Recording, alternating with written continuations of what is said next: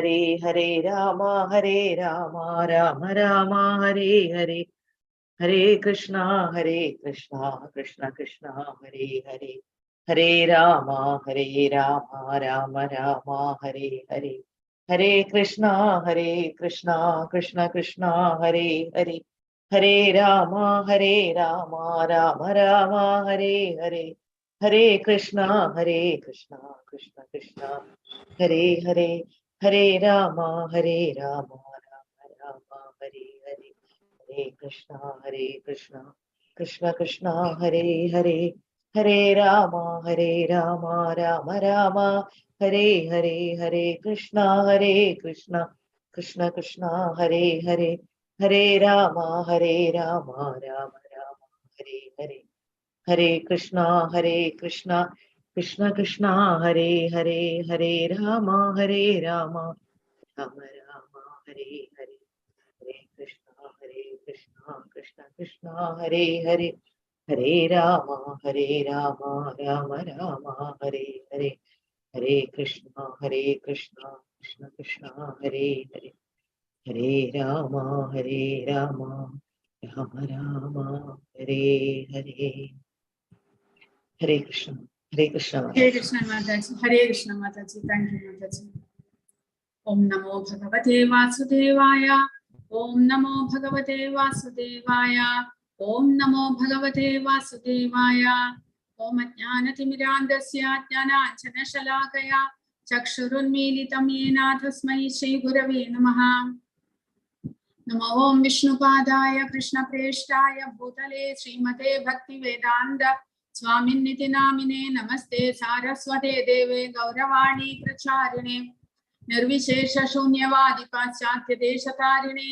ജയ ശ്രീകൃഷ്ണ ചൈതന്യ പ്രഭു നിത്യാനന്ദ ശ്രീ അദ്വൈത ഗദാധര ശ്രീവാസാദി ഗൗരഭക്തവൃന്ദ. ഹരേ കൃഷ്ണ കൃഷ്ണ കൃഷ്ണ ഹരേ ഹരേ.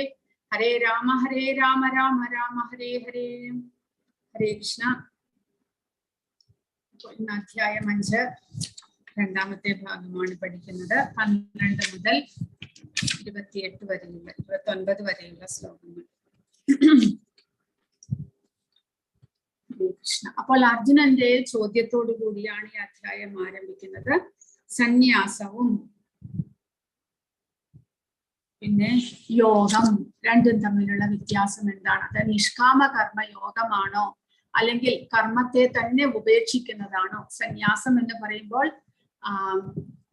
കാമ്യാനാം കർമ്മണാം ന്യാസം സന്യാസം എന്നാണ് പറയുന്നത്. അതായത് കാമ്യകർമ്മങ്ങളെ ഉപേക്ഷിക്കുക, അതായത് ലൗകികമായിട്ടുള്ള പ്രവർത്തനങ്ങളെ, ലാഭേച്ഛയോടുകൂടി ചെയ്യുന്ന പ്രവർത്തനങ്ങളെ ഉപേക്ഷിക്കുക, അതാണ് സന്യാസം. എന്നാൽ നിഷ്കാമ കർമ്മയോഗം എന്ന് പറയുമ്പോൾ എന്താണ്? കർമ്മം ചെയ്യുന്നുണ്ടെങ്കിലും കർത്തവ്യമായി ചെയ്തുകൊണ്ട് അതിന്റെ ഫലത്തെ ആഗ്രഹിക്കാതിരിക്കുക. അപ്പോൾ ഏതാണ് ശ്രേഷ്ഠമായിട്ടുള്ളത് എന്നാണ് അർജുനന്റെ ചോദ്യം. അപ്പോൾ ഭഗവാൻ പറയുന്നത് ഭക്തിയുതമായ സേവന കർമ്മം, അതായത് അവനവന്റെ കർത്തവ്യങ്ങൾ അനുഷ്ഠിക്കുകയും അതിനോടൊപ്പം ഭഗവാന്റെ സേവനങ്ങൾ ചെയ്യുകയാണെങ്കിൽ അത് നിഷ്കാമ കർമ്മ യോഗമാകുന്നു. നിഷ്കാമ കർമ്മം എന്ന് പറയുമ്പോൾ കർമ്മത്തിൽ ആസക്തിയില്ലാതെ കർമ്മം ചെയ്യുക, കർമ്മത്തിന്റെ ഫലത്തെ ആഗ്രഹിക്കുന്നില്ല. പക്ഷെ അതിൽ യോഗം കൂടെ കൂട്ടിച്ചേർക്കുമ്പോൾ, യോഗം എന്ന് പറയുമ്പോൾ എന്താണ്? ഭഗവാനുമായിട്ട് നമ്മൾ ബന്ധപ്പെടാൻ പരിശ്രമിക്കുകയാണ്. ഭഗവാനുമായിട്ടുള്ള ബന്ധത്തെ പുനരുജ്ജീവിപ്പിക്കുക എന്നുള്ളതാണ് യോഗം എന്നതിന്റെ അർത്ഥം. അപ്പോൾ നിഷ്കാമ കർമ്മ യോഗം എന്ന് പറയുമ്പോൾ നിഷ്കാമമായിട്ട് കർമ്മം ചെയ്യുകയും ഭഗവാന്റെ ഭക്തിയുത സേവനങ്ങളും രണ്ടും ഒരുമിച്ച് കൊണ്ടുപോവുക. അങ്ങനെയുള്ള നിഷ്കാമ കർമ്മയോഗമാണ് ഏറ്റവും ശ്രേഷ്ഠമായിട്ടുള്ളത്. കർമ്മത്യാഗത്തിനേക്കാൾ, അതായത് ലൗകിക കർമ്മങ്ങളെ, കാമ്യകർമ്മങ്ങളെ മുഴുവനും ഉപേക്ഷിക്കുന്നതിനേക്കാൾ ശ്രേഷ്ഠം നിഷ്കാമ കർമ്മയോഗമാണ് എന്ന് ഭഗവാൻ പറയുകയുണ്ടായി. കാരണം അങ്ങനെയുള്ള നിഷ്കാമ കർമ്മയോഗങ്ങൾ ചെയ്യുക വഴി നമ്മൾ ശരീരബോധത്തിൽ നിന്ന് മുക്തനാകുന്നു. താൻ ഈ ശരീരമാണ് എന്നും ആ ശരീരത്തിന് വേണ്ടിയിട്ട് നമ്മൾ പ്രവർത്തിക്കുന്നത് നമ്മൾ നിർത്തുന്നു. അതായത് ശരീരത്തിന്റെ ഇന്ദ്രിയങ്ങളുടെ സന്തോഷത്തിനായിക്കൊണ്ടുള്ള പ്രവർത്തനങ്ങൾ നമ്മൾ നിർത്തുന്നു. കാരണം ശരീരവുമായിട്ട് നമ്മൾ താദാത്മ്യം പ്രാപിക്കുന്നില്ല, താൻ ഈ ശരീരമാണ് എന്ന് വിശ്വസിക്കുന്നില്ല. അതുകൊണ്ട് അതുകൊണ്ട് അങ്ങനെയുള്ള പ്രവർത്തനങ്ങളാണ് ശ്രേഷ്ഠമായിട്ടുള്ളത് എന്ന് ഭഗവാൻ പറയുന്നു. കൂടാതെ 6ാമത്തെ ശ്ലോകത്തിൽ ഭഗവാൻ പറയുന്നത് ലൗകിക കർമ്മങ്ങളെ മുഴുവൻ ഉപേക്ഷിച്ചാലും, അതായത് കാമ്യകർമ്മങ്ങൾ ചെയ്യാതിരിക്കുന്നു. സന്യാസി കാമ്യകർമ്മങ്ങളെല്ലാം ഉപേക്ഷിക്കുന്നു. കാരണം അതാണ് തന്നെ ബന്ധനത്തിലാക്കുന്നത് എന്ന് സന്യാസി മനസ്സിലാക്കുന്നു.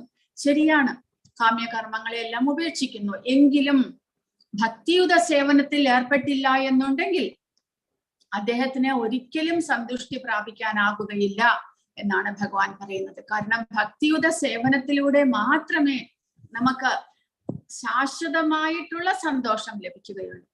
ബാഹ്യമായിട്ടുള്ള സന്തോഷം നമ്മുടെ ഇന്ദ്രിയങ്ങൾക്ക് എന്തെങ്കിലും ഇന്ദ്രിയ വിഷയങ്ങൾ ലഭിക്കുമ്പോൾ ബാഹ്യമായിട്ടുള്ള സന്തോഷം ലഭിച്ചേക്കാം, പക്ഷെ അത് ശാശ്വതമാകുന്നില്ല.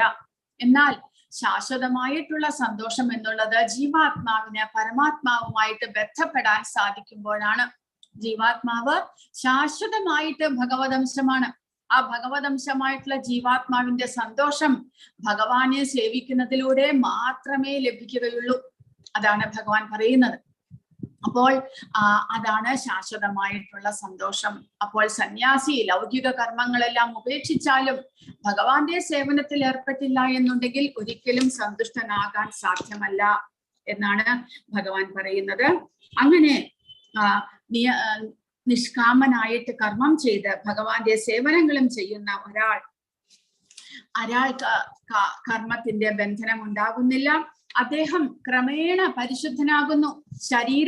ശാരീരികമായിട്ടുള്ള പ്രവർത്തനങ്ങളെല്ലാം ചെയ്യുന്നുണ്ടെങ്കിലും താൻ ഈ ശരീരവുമായിട്ട് ബന്ധപ്പെടുന്നില്ല. കാരണം പരിശുദ്ധനായി കഴിഞ്ഞ ജീവാത്മാവിന് താൻ ഈ ശരീരമല്ല എന്നുള്ള അവബോധം ഉണ്ടാകുന്നു. അങ്ങനെ ശരീരം ചെയ്യുന്ന പ്രവർത്തനങ്ങളൊന്നും തന്നെ ജീവാത്മാവിനെ ബാധിക്കുന്നില്ല. അതായത് കർമ്മബന്ധം ഉണ്ടാകുന്നില്ല. എങ്ങനെയാണത്? താമരയിലയിൽ വെള്ളം ഏൽക്കാത്തതുപോലെ ശരീരത്തിനുള്ളിലാണ് ജീവാത്മാവ് വസിക്കുന്നത് എങ്കിലും ശരീരം ചെയ്യുന്ന ഒരു പ്രവൃത്തിയുടെയും കർമ്മഫലം ജീവാത്മാവിനെ ബാധിക്കുന്നില്ല. കാരണം ആ ജീവാത്മാവിന് തന്റെ യഥാർത്ഥ അവസ്ഥയെ, തന്റെ പരിശുദ്ധമായ അവസ്ഥയെ കുറിച്ച് അവബോധമുണ്ടാകുന്നു. അങ്ങനെ പരിശുദ്ധനായിരിക്കുന്ന ജീവാത്മാവിനെ ഈ ലൗകികമായിട്ടുള്ള അല്ലെങ്കിൽ ബാഹ്യമായിട്ടുള്ള ഭൗതികമായിട്ടുള്ള ശരീരം ചെയ്യുന്ന കർമ്മത്തിന്റെ ഫലങ്ങൾ ഒന്നും തന്നെ ബാധിക്കുകയില്ല എന്നാണ് ഭഗവാൻ പറയുന്നത്. എന്നാൽ കർമ്മഫലങ്ങളെല്ലാം ഭഗവാൻ അർപ്പിക്കുന്നത് കൊണ്ട് നിഷ്കാമമായിട്ട് കർമ്മം ചെയ്യുന്ന വ്യക്തി പരിശുദ്ധനാകുന്നു. എന്നാലോ കർമ്മഫലങ്ങൾ ഭഗവാൻ അർപ്പിക്കാത്ത, കർമ്മഫലത്തിൽ ആഗ്രഹമുള്ള ഒരാളാണെങ്കിലോ അയാൾ അത്യാഗ്രഹിയാകയാൽ എന്നാണ് ഭഗവാൻ പറയുന്നത്. അത്യാഗ്രഹം എന്ന് പറഞ്ഞാൽ ശരീരത്തിന്റെ സുഖഭോഗങ്ങൾക്ക് വേണ്ടി ആസക്തി പൂണ്ടിരിക്കുന്ന ഒരു വ്യക്തിക്ക് ആ കർമ്മഫലത്തിൽ ആഗ്രഹമുള്ളത് കൊണ്ട് അത് അദ്ദേഹത്തെ ബന്ധനത്തിലാക്കുന്നു. അങ്ങനെ അതിൽപ്പെട്ട് വലയുന്നു എന്നാണ് ഭഗവാൻ പറയുന്നത്. സ്ഥിരചിത്തനായ ഒരു ഭക്തൻ കർമ്മഫലങ്ങളെല്ലാം എനിക്ക് അർപ്പിക്കുന്നത് കൊണ്ട് സമ്പൂർണ്ണ സമാധാനം നേടുന്നു. അതായത് ഉദാഹരണമായിട്ട് പ്രഭുപാദ പറയുന്നത്, ഒരു യജമാനനും ഒരു സേവകനും ഉണ്ട് എന്ന് വിചാരിക്കുക. യജമാനൻ പറയുന്ന ജോലിയെല്ലാം തന്നെ സേവകൻ ചെയ്യുന്നുണ്ട്. പക്ഷേ അതിന്റെ നിയന്ത്രണം ആരുടെ കയ്യിലാണ്? യജമാനന്റെ കയ്യിൽ. സേവകൻ യജമാനൻ എന്ത് പറയുന്നോ അത് അതേപടി അനുസരിക്കുന്നു, അത്രമാത്രം. അപ്പോൾ അങ്ങനെയുള്ള പ്രവർത്തനങ്ങളിൽ ലാഭനഷ്ടമോ ജയപരാജയമോ എന്തെങ്കിലും ഉണ്ടായാൽ അത് ഈ സേവകനെ ബാധിക്കുന്നില്ല. കാരണം യജമാനൻ പറഞ്ഞത് അതേപടി അനുസരിക്കുക മാത്രമേ ആ സേവകൻ ചെയ്യുന്നുള്ളൂ. അതിന്റെ കർമ്മഫലം എല്ലാം തന്നെ യജമാനനാണ്. നഷ്ടമുണ്ടായാലും ലാഭമുണ്ടായാലും ജയപരാജയങ്ങളായാലും എല്ലാം തന്നെ യജമാനനെയാണ് ബാധിക്കുന്നത്, സേവകനെ ബാധിക്കുന്നില്ല. അതുപോലെ ഒരു ബാങ്കിലെ ഒരു കാഷ്യർ ആ ബാങ്കിലുള്ള കണക്കെല്ലാം തന്നെ എണ്ണിയെടുക്കുന്നുണ്ട്. കാശെല്ലാം എണ്ണുന്നു, ചിലർക്ക് ചോദിക്കുന്നവർക്ക് കൊടുക്കുന്നു, ചിലർ തരുന്നത് വാങ്ങിവെക്കുന്നു.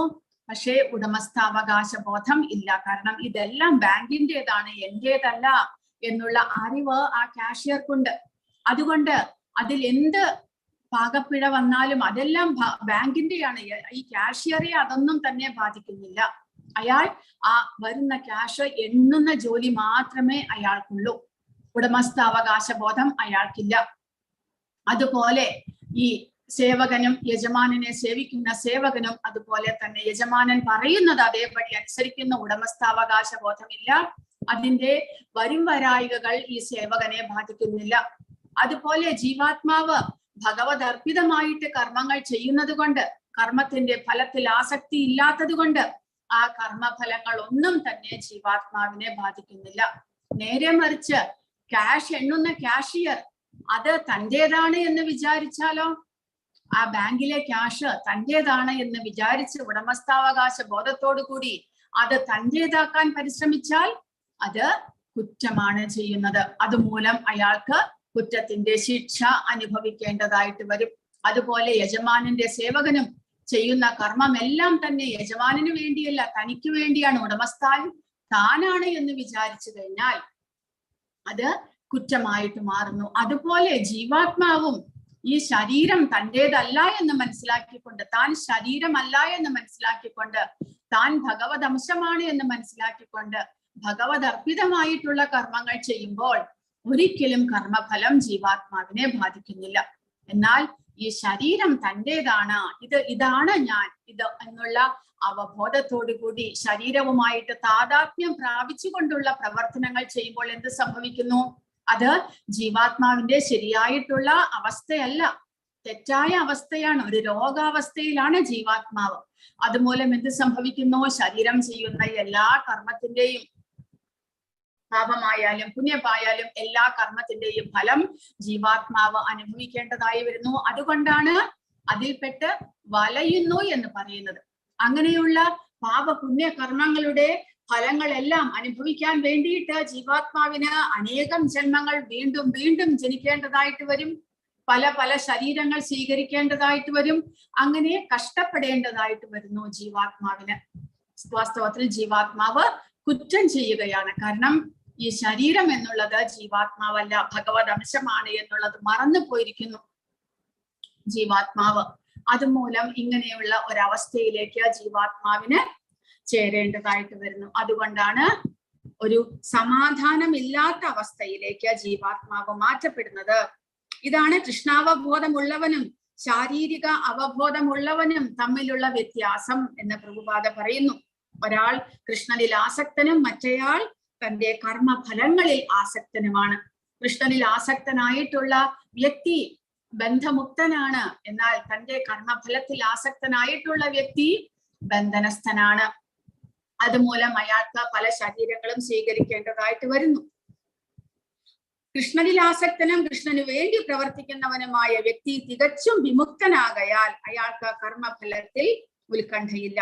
അതായത് കർമ്മത്തിന്റെ ഫലം നല്ലതായിരിക്കുമോ ചീത്തയായിരിക്കുമോ, ജയമോ പരാജയമോ ലാഭനഷ്ടമോ ഒന്നും തന്നെ അയാൾ നോക്കുന്നില്ല. കാരണം എല്ലാം ഭഗവാൻ അർപ്പിച്ചു കഴിഞ്ഞിരിക്കുന്നു, ഭഗവാൻ അത് നോക്കിക്കൊള്ളും, തനിക്കതിൽ ഉത്കണ്ഠ ഉണ്ടാകുന്നില്ല.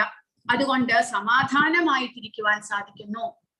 എന്നാൽ അത്യാഗ്രഹിയാകിയിട്ടുള്ള കർമ്മത്തിന്റെ ഫലത്തിൽ ആസക്തിയുള്ള ഒരു വ്യക്തി ആ കർമ്മ ഫലത്തിൽപ്പെട്ട് വലയുകയാണ് ചെയ്യുന്നത് എന്നാണ് പറയുന്നത്.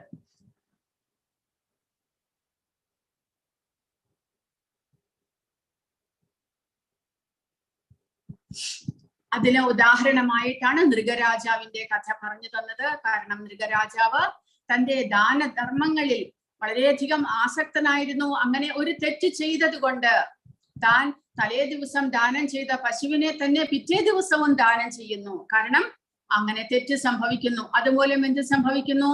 ഒരു രാജാവായിരുന്നിട്ട് പോലും ആ കർമ്മത്തിന്റെ പാപകർമ്മത്തിന്റെ ഫലം അനുഭവിക്കാനായിട്ട് ഒരു ഓന്തായിട്ട് അനേകം വർഷങ്ങൾ ഒരു ഓന്തായിട്ട് ജീവിക്കേണ്ടതായിട്ട് വരുന്നു. അതാണ് പാപകർമ്മത്തിന്റെ ഫലമായിട്ട് നമ്മൾ മനസ്സിലാക്കേണ്ടത്. അപ്പോൾ കർമ്മത്തിന്റെ ഫലത്തിൽ ആസക്തനാകുന്നത് മൂലം ഭൗതിക പ്രകൃതിയുടെ നിയമ നിബന്ധനകൾക്ക് വഴങ്ങി നമ്മൾ ജീവിക്കേണ്ടതായിട്ട് വരുന്നു. അപ്പോൾ എന്താണോ പ്രകൃതി നമ്മുടെ തെറ്റിന് ശിക്ഷ തരുന്നത് അത് നമ്മൾ അനുഭവിക്കേണ്ടതായിട്ട് വരുന്നു. എന്നാൽ കർമ്മഫലങ്ങളെല്ലാം തന്നെ ഭഗവാൻ അർപ്പിക്കുന്നത് മൂലം നമ്മൾ പൂർണ്ണമായിട്ടും കർമ്മഫലത്തിൽ നിന്ന് മോചിതരാണ്. നമ്മളെ കർമ്മഫലങ്ങൾ ബാധിക്കുന്നില്ല, നമ്മൾ പരിശുദ്ധരുമാകുന്നു, കൂടാതെ സമാധാനത്തോടു കൂടി ജീവിക്കാനും സാധിക്കുന്നു എന്നാണ് ഭഗവാൻ പറയുന്നത്. അടുത്ത സെക്ഷനാണ് നമ്മൾ ഇന്ന് ആരംഭിക്കുന്നത്, 13 മുതലുള്ളത്. അതിൽ പറയുന്നത്, ആദ്യത്തെ സെക്ഷനിൽ പറയുന്നത് 3 കർത്താക്കൾ, ജ്ഞാനത്തിന്റെ വേദി, അതായത് ജ്ഞാനം, അറിവ്, പരിശുദ്ധമായിട്ടുള്ള അറിവിനെ ഭഗവാൻ ഇവിടെ പറഞ്ഞു തരുന്നു. അതായത് ജീവാത്മാവിന്റെ യഥാർത്ഥ അവസ്ഥ. ശരീരം എന്നാൽ എന്താണ്? നമ്മൾ കർമ്മം ചെയ്യുന്നത് എങ്ങനെയാണ്? ഒരു കർമ്മം എങ്ങനെ ഫലവത്താകുന്നു?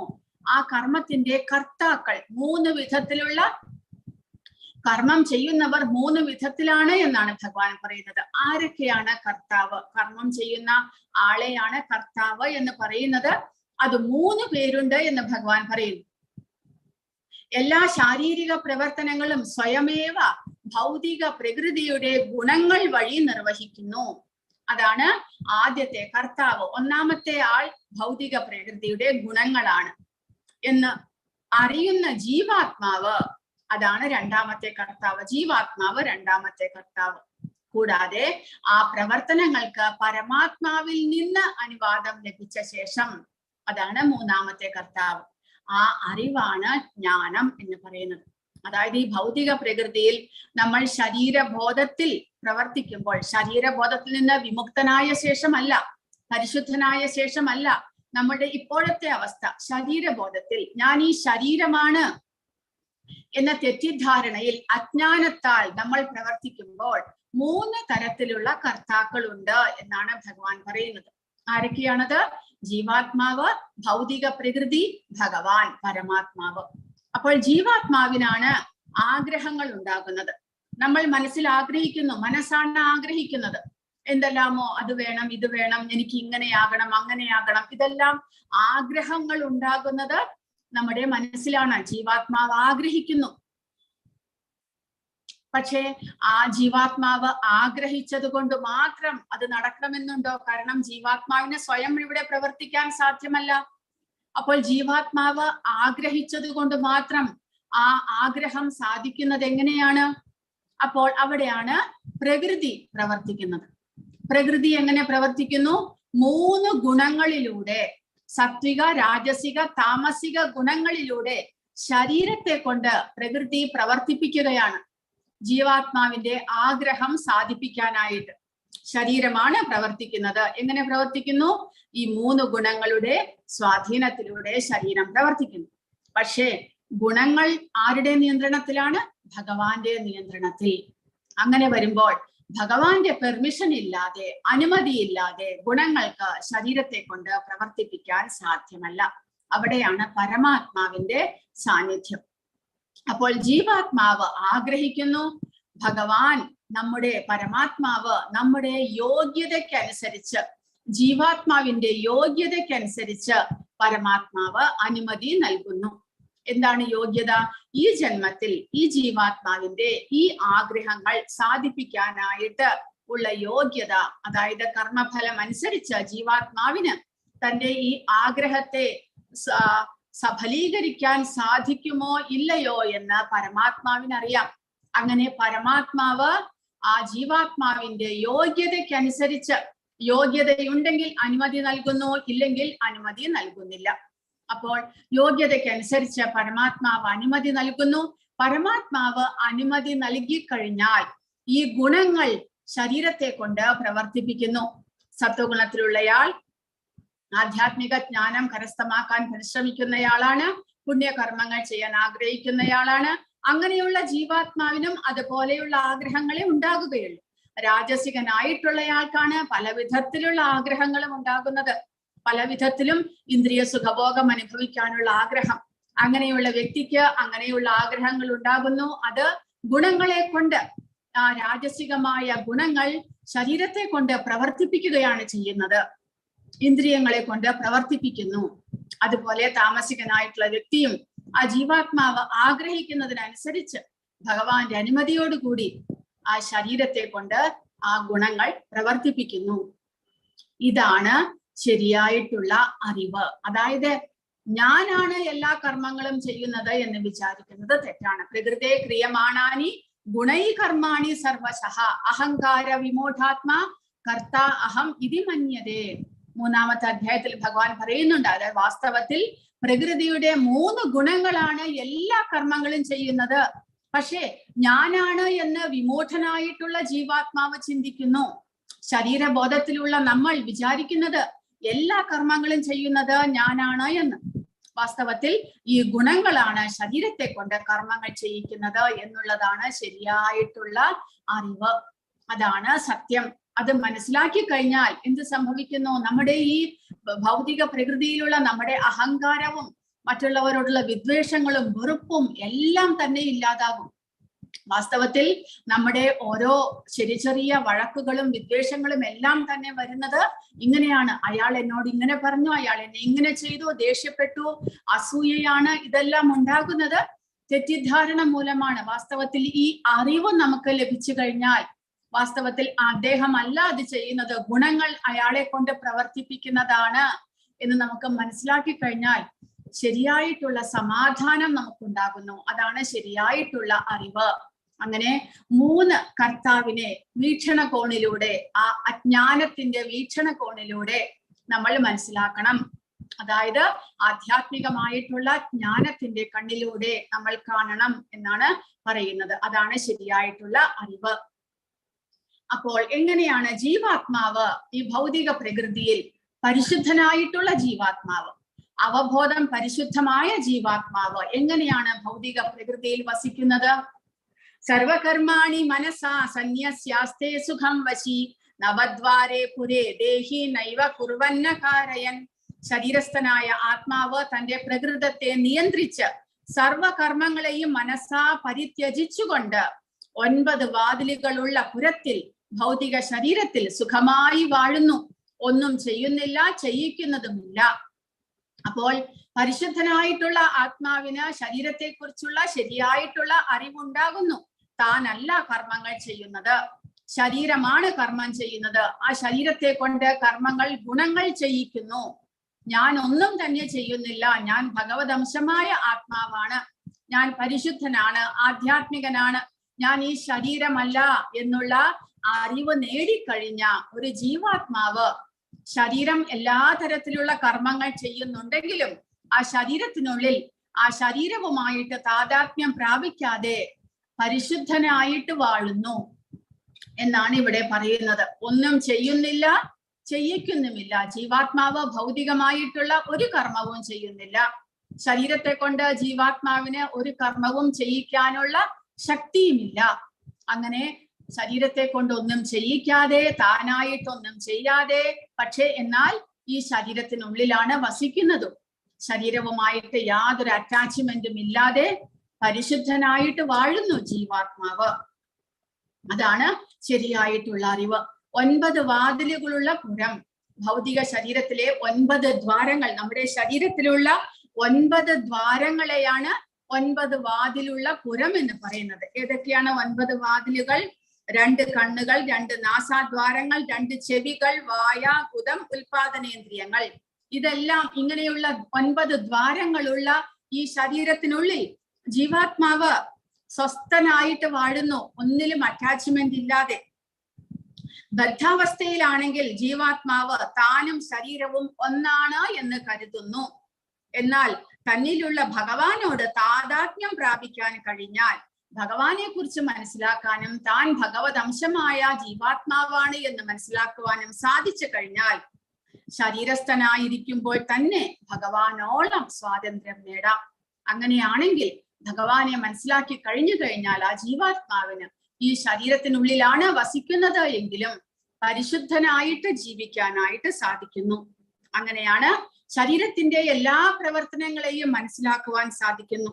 അങ്ങനെ കൃഷ്ണാവബോധമുള്ളവൻ ഭൗതിക ശരീരത്തിന്റെ എല്ലാ ബാഹ്യ ആഭ്യന്തരങ്ങളായ പ്രവർത്തനങ്ങളിൽ നിന്നും മുക്തനാണ്. അങ്ങനെ 9 വാതിലുകളുള്ള പുരത്തിലാണ് ജീവാത്മാവ് വാഴുന്നത്.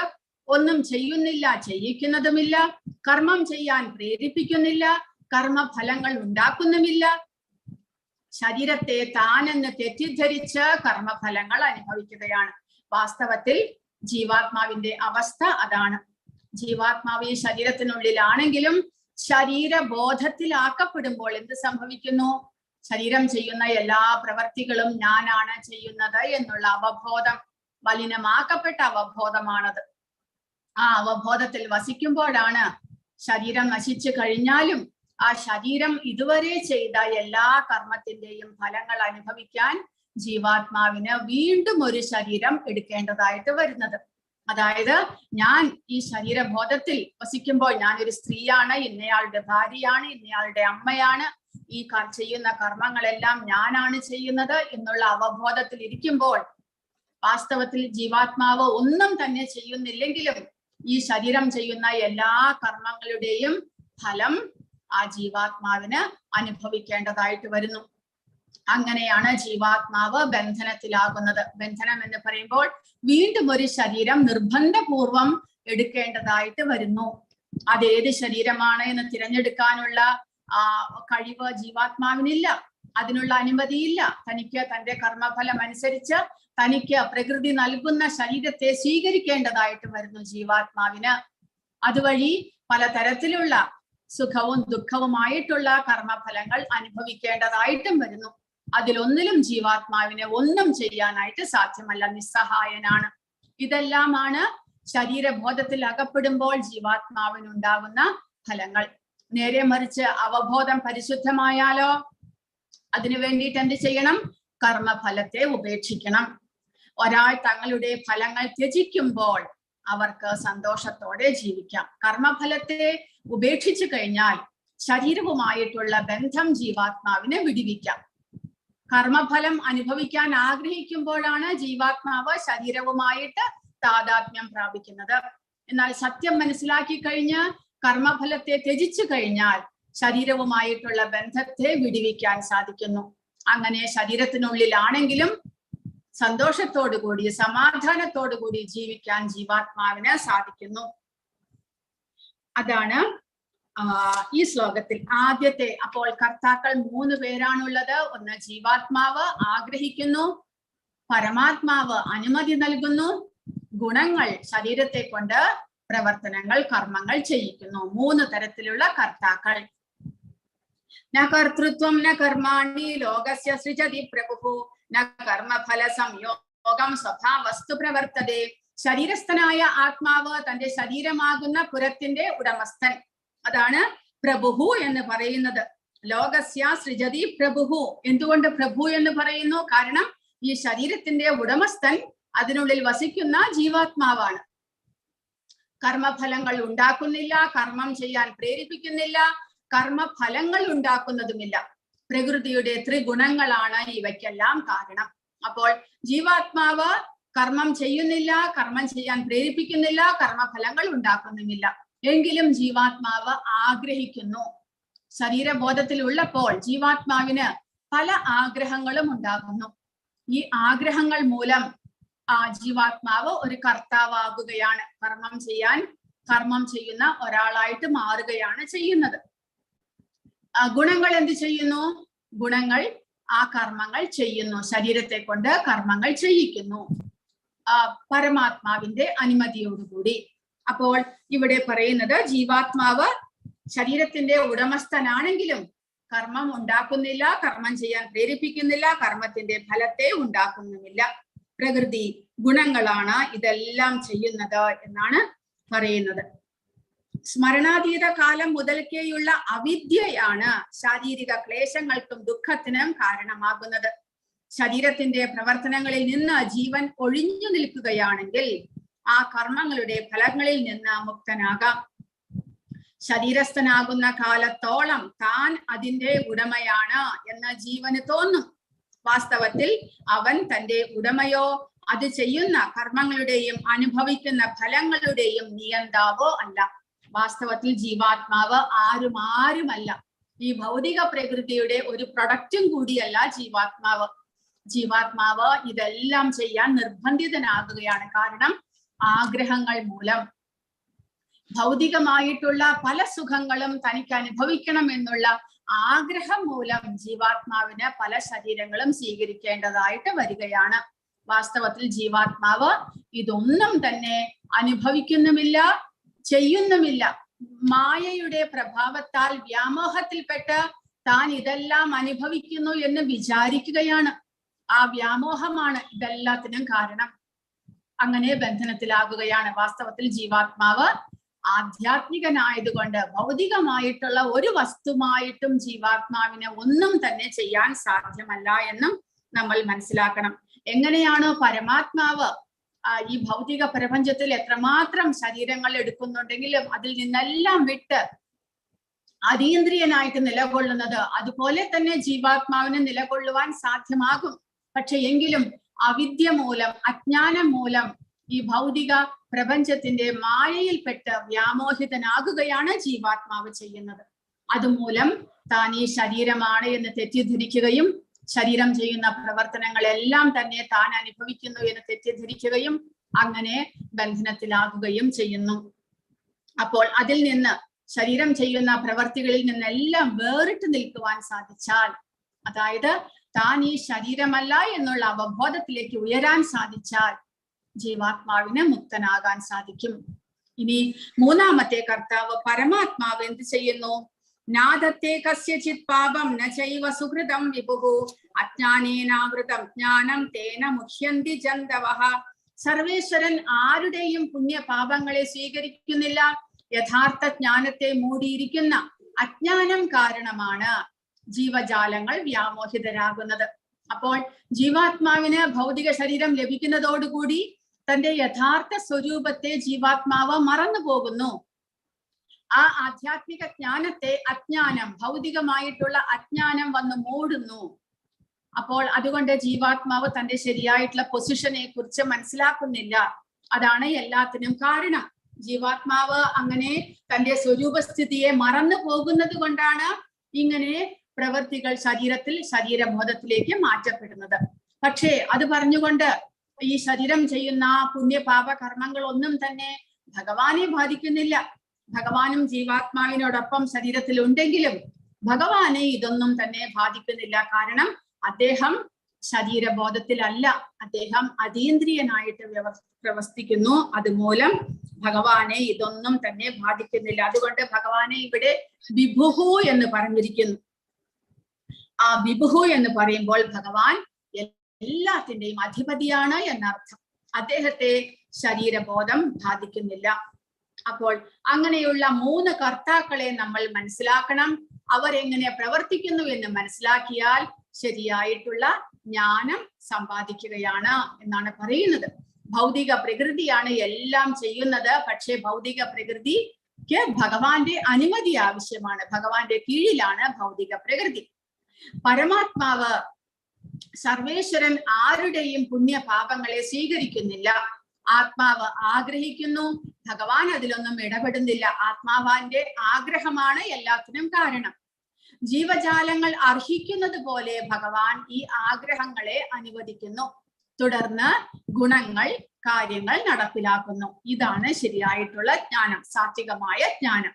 അപ്പോൾ ഭഗവാൻ ജീവാത്മാവിന്റെ ഒരു പ്രവർത്തനത്തിലും ഇടപെടുന്നില്ല. ജീവാത്മാവ് ആഗ്രഹിക്കുന്നുണ്ടെങ്കിൽ അത് ആഗ്രഹിക്കരുത് എന്ന് പറയുകയോ അതിനെ തടയുകയോ, നേരെ മറിച്ച് ജീവാത്മാവിന്റെ എല്ലാ ആഗ്രഹങ്ങളും ഭഗവാൻ സാധിപ്പിക്കുന്നുണ്ടോ?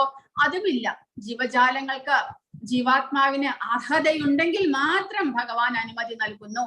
അപ്പോൾ അങ്ങനെ ഭഗവാൻ ഈ ആഗ്രഹങ്ങളെ അനുവദിച്ചു കഴിഞ്ഞാൽ ഗുണങ്ങളാണ് കാര്യങ്ങൾ നടപ്പിലാക്കുന്നത് എന്നാണ് പറയുന്നത്. ഭഗവാൻ അതിലൊന്നിലും ഇടപെടുന്നില്ല.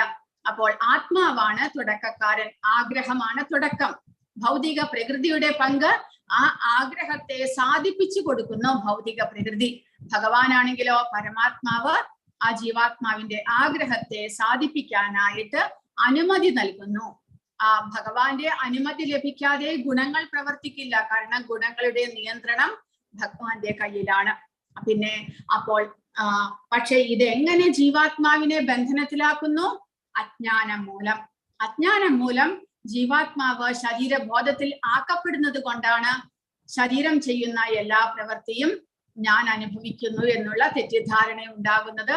അതുമൂലം ആ പ്രവൃത്തികളെല്ലാം തന്നെ ജീവാത്മാവിനെ ബന്ധനത്തിലാക്കുന്നു. പരമാത്മാവ് ഇനി പറയുന്നവയെ അടിസ്ഥാനമാക്കി സ്ഥിരീകരിക്കുകയും അനുമതി നൽകുകയും ചെയ്യുന്നു. ഈ ആഗ്രഹം സഫലമാകാൻ ഈ ജീവാത്മാവ് അർഹനാണോ? ജീവാത്മാവ് ആഗ്രഹിക്കുന്നു, പരമാത്മാവ് ചിന്തിക്കുന്നു. അതായത് ജീവാത്മാവിന് അർഹതയുണ്ടോ ഇല്ലയോ എന്ന് പരമാത്മാവ് പരിശോധിച്ച് പരമാത്മാവിന്റെ കൽപ്പന സ്വീകരിച്ചതിന് ശേഷം ഭൗതിക പ്രകൃതി ത്രിഗുണങ്ങളുടെ പ്രഭാവത്താൽ, സാത്വിക, രാജസിക, താമസിക ഗുണങ്ങളുടെ പ്രഭാവത്താൽ ജീവാത്മാവിന്റെ ആഗ്രഹത്തെ നിറവേറ്റുന്നു. അപ്പോൾ ജീവാത്മാവ് ആഗ്രഹിക്കുന്നു, പരമാത്മാവ് അനുമതി നൽകുന്നു, ഗുണങ്ങൾ ആ ആഗ്രഹത്തെ സാധിപ്പിച്ചു കൊടുക്കുന്നു. ഇതാണ് 3 വിധത്തിലുള്ള കർത്താവ് എന്ന് പറയുന്നത്. ജീവാത്മാവും പരമാത്മാവും തമ്മിലുള്ള വ്യത്യാസമാണ് ഇനി പറയുന്നത്. ജീവാത്മാവും ശാശ്വതനാണ്, പരമാത്മാവും ശാശ്വതനാണ്. ജീവാത്മാവ് തന്റെ സ്വരൂപസ്ഥിതിയിൽ ആനന്ദനാണ്, ആനന്ദകരനാണ്. എങ്കിലും മായയുടെ സ്വാധീനത്തിൽ അകപ്പെടാനായിട്ടുള്ള ചാൻസ് ഉണ്ട് ജീവാത്മാവിന്. കാരണം ജീവാത്മാവ് വെറും അണുവാണ്, ഭഗവാന്റെ ഒരു അംശം മാത്രമാണ്. ഭഗവാനെ പോലെ അചിന്ത്യമായിട്ടുള്ള അനന്തമായിട്ടുള്ള ശക്തി ജീവാത്മാവിനില്ല. അപ്പോൾ അതുകൊണ്ട് ചിലപ്പോൾ പ്രകൃതിക്ക് വശപ്പെടാനുള്ള സാധ്യതയുണ്ട്, അധപ്പതിക്കാനുള്ള ഇടയുണ്ട്. അങ്ങനെ ഭൗതിക പ്രകൃതിയുടെ മായയുടെ സ്വാധീനത്തിൽ ആക്കപ്പെട്ടു കഴിഞ്ഞാൽ കഷ്ടപ്പെടുന്നു ജീവാത്മാവ്. എന്നാൽ പരമാത്മാവ് ഗുണങ്ങൾക്കും അതീതനാണ്. അദ്ദേഹത്തെ മായ ഒരിക്കലും സ്വാധീനിക്കുന്നില്ല. ജീവാത്മാവ് തന്റെ ശരീരത്തെ, ഈ ഭൗതിക ശരീരത്തെ കുറിച്ച് അറിയുന്നുണ്ട്. പരമാത്മാവാണെങ്കിൽ എല്ലാ ഭൗതിക ശരീരങ്ങളെ കുറിച്ച്, എത്രമാത്രം ശരീരങ്ങൾ പ്രകൃതിയിലുണ്ടോ അവയെക്കുറിച്ചെല്ലാം പരമാത്മാവ് അറിയുന്നു. കാരണം അദ്ദേഹം എല്ലാ ശരീരങ്ങളിലും പരമാത്മാവായിട്ട് വാഴുന്നു. ജീവാത്മാവ് അണുവാണ്, ഭഗവാൻ വിഭു സർവജ്ഞനാണ്. ജീവാത്മാവിന് ആഗ്രഹിക്കുന്നതിന് ചെറിയ സ്വാതന്ത്ര്യമുണ്ടെങ്കിലും ആഗ്രഹങ്ങൾ നിറവേറ്റാൻ പരമാത്മാവിനെ ആശ്രയിച്ചിരിക്കുന്നു. എന്നാൽ പരമാത്മാവ് പൂർണ്ണ സ്വാതന്ത്ര്യം, സ്വരാട്ടാണ് അദ്ദേഹം ഇച്ഛിക്കുന്നത് പോലെ എല്ലാം നടക്കുന്നു. എന്നാൽ ജീവാത്മാവിന് ഇച്ഛിക്കാൻ മാത്രമേ സ്വാതന്ത്ര്യമുള്ളൂ. തന്റെ ആഗ്രഹത്തെ സാധിപ്പിക്കണമെങ്കിൽ പരമാത്മാവ് അനുമതി നൽകണം. അങ്ങനെയാണ് വ്യത്യാസങ്ങൾ. ജീവാത്മാവിന്റെയും പരമാത്മാവിന്റെയും വ്യത്യാസങ്ങൾ അങ്ങനെയാണ്. അതിന് ഇതാണ് ജ്ഞാനം എന്ന് പറയുന്നത്. ആ ജ്ഞാനം ലഭിച്ചു കഴിഞ്ഞാലുള്ള അവസ്ഥ എന്താണ്? 16ാമത്തെ ശ്ലോകം. ജ്ഞാനേന തുതജ്ഞാനം യേഷാം നാശിതമാത്മനഃ തേഷാം ആദിത്യവജ്ഞാനം പ്രകാശയതി തത്പരം. അജ്ഞാനത്തെ നശിപ്പിക്കുന്ന ജ്ഞാനം കൊണ്ട്, അജ്ഞാനം എന്താണ്? താൻ ഈ ശരീരമാണ് എന്നുള്ള ബോധമാണ് അജ്ഞാനം. അതിനെ നശിപ്പിക്കുന്ന ജ്ഞാനം എന്താണ്? ഞാൻ ശരീരമല്ല, ജീവാത്മാവാണ്. താൻ പ്രവർത്തികളോ കർമ്മങ്ങളോ ഒന്നും തന്നെ ചെയ്യുന്നില്ല, എല്ലാം തന്നെ ശരീരമാണ് ചെയ്യുന്നത് എന്നുള്ള അറിവ് ഒരാൾക്ക് ലഭിക്കുമ്പോൾ എന്ത് സംഭവിക്കുന്നു? അജ്ഞാനത്തെ നശിപ്പിക്കുന്ന ജ്ഞാനം കൊണ്ട് ഒരാൾ പ്രകാശിതനാകുമ്പോൾ, പകൽ സമയത്ത് സൂര്യൻ എല്ലാം പ്രകാശിപ്പിക്കുന്നത് പോലെ അയാളുടെ ജ്ഞാനം എല്ലാം വെളിപ്പെടുത്തുന്നു.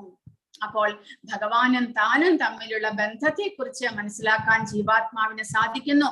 തനിക്ക് ബന്ധമുള്ളത് ഭഗവാനുമായിട്ടാണ്, ശരീരമായിട്ടല്ല എന്നുള്ള അറിവ് ലഭിക്കുമ്പോൾ പകൽ വെളിച്ചത്തിൽ, അതായത് സൂര്യൻ പ്രകാശിക്കുന്നതോടുകൂടി ഈ ഭൗതിക പ്രപഞ്ചത്തിലെ ഇരുട്ട് മുഴുവനും പോയി പ്രകാശം വരുന്നത് പോലെ ജീവാത്മാവിന് തന്റെ അവബോധത്തെ പരിശുദ്ധമാക്കാൻ തിരിച്ചു കിട്ടുന്നു.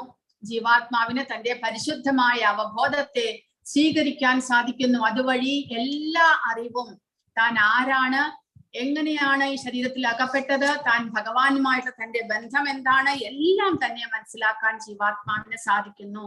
അങ്ങനെ ആ പരിശുദ്ധമായിട്ടുള്ള അവസ്ഥയിലേക്ക് ഉയരുവാൻ ജീവാത്മാവിന് സാധിക്കുന്നു. ഒരാൾ കൃഷ്ണന് സമർപ്പിതനാകുമ്പോഴാണ് പരിപൂർണ ജ്ഞാനം ഉദിക്കുന്നത്. ബഹൂനാം ജന്മനാമന്തേ ജ്ഞാനവാൻ മാം പ്രപദ്യതേ. അനേകം ജന്മങ്ങൾക്ക് ശേഷം പരിപൂർണ ജ്ഞാനം നേടിയ ജീവൻ കൃഷ്ണന് സ്വയം സമർപ്പിതനാകുമ്പോൾ, അഥവാ കൃഷ്ണാവബോധം ഉദിക്കുമ്പോൾ പകൽ വെളിച്ചത്തിൽ എന്ന പോലെ സർവവും പ്രകാശിതമായി തീരും. ജീവാത്മാവ് പലതരത്തിലും പരിഭ്രാന്തനാണ്. താൻ തന്നെയാണ് സർവേശ്വരൻ എന്ന് ചിന്തിക്കുമ്പോൾ ജീവൻ അജ്ഞാനത്തിന്റെ അവസാനത്തെ കെണിയിൽ വീഴുന്നു. ജീവാത്മാവിന്റെ പരിഭ്രാന്തി എന്താണ്? പല വിധത്തിലും താൻ ഉടമസ്ഥനാണ്, അതിന്റെ ഉടമസ്ഥൻ, ഇതിന്റെ ഉടമസ്ഥൻ, ഞാനാണ് ഇത് ചെയ്യുന്നത്, ഞാനാണ് അത് ചെയ്യുന്നത്. അങ്ങനെ താനാണ് സ്വയം കർത്താവ്, താനാണ് എല്ലാത്തിന്റെയും ഉടമസ്ഥൻ എന്ന് വിചാരിച്ചുകൊണ്ട് എല്ലാത്തിനെയും തന്റെ കാൽ കീഴിലാക്കുവാനായിട്ട് ജീവാത്മാവ് പരിശ്രമിക്കുന്നു. ചിന്തിക്കുന്നത് ജീവാത്മാവ്, ആഗ്രഹിക്കുന്നത് ജീവാത്മാവ്, പ്രവർത്തിക്കുന്നത് മാത്രമാണ് ശരീരം. അപ്പോൾ അജ്ഞാനം കൊണ്ട് ജീവാത്മാവ് ഇങ്ങനെ പലതും ചിന്തിക്കുന്നു. അവസാനം താൻ ഭഗവാനാണ് എന്ന് വരെ ജീവാത്മാവ് ചിന്തിച്ചു പോകുന്നു. തനിക്ക് കീഴിലാണ് എല്ലാം എന്ന് വിചാരിക്കുന്നു. അതാണ് അവസാനത്തെ മായയുടെ കെണി, അവസാനത്തെ കെണി. അപ്പോൾ അതിലും കൂടെ അകപ്പെട്ട് കഴിഞ്ഞാൽ പിന്നീട് ഒരിക്കലും പുറത്തു വരാത്ത അവസ്ഥയിലേക്ക് നിത്യബദ്ധൻ എന്ന് വിളിക്കുന്നത് അതുകൊണ്ടാണ് ജീവാത്മാവിനെ. അപ്പോൾ ആ അവസ്ഥയിലേക്ക് ജീവാത്മാവ് തരം താണു പോകുന്നു. എല്ലാം തന്നെ തന്റെ സ്വരൂപസ്ഥിതിയെ മറന്നു പോകുന്നത് കൊണ്ടാണ്.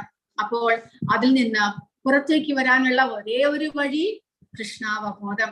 പരിപൂർണമായും കൃഷ്ണാവബോധം കൈവന്ന ഒരാളിൽ നിന്ന് യഥാർത്ഥ ജ്ഞാനം ലഭ്യമാകുകയുള്ളൂ. ജ്ഞാനം ലഭിക്കുന്നത് എവിടെ നിന്നാണ്?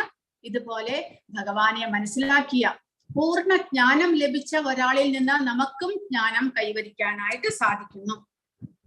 അങ്ങനെയുള്ള വിശ്വാസനായ ഒരു ആധ്യാത്മിക ആചാര്യനെ അന്വേഷിച്ച് കണ്ടെത്തി അദ്ദേഹത്തിൽ നിന്ന് കൃഷ്ണാവബോധം എന്ത് എന്ന് പഠിച്ചറിയണം.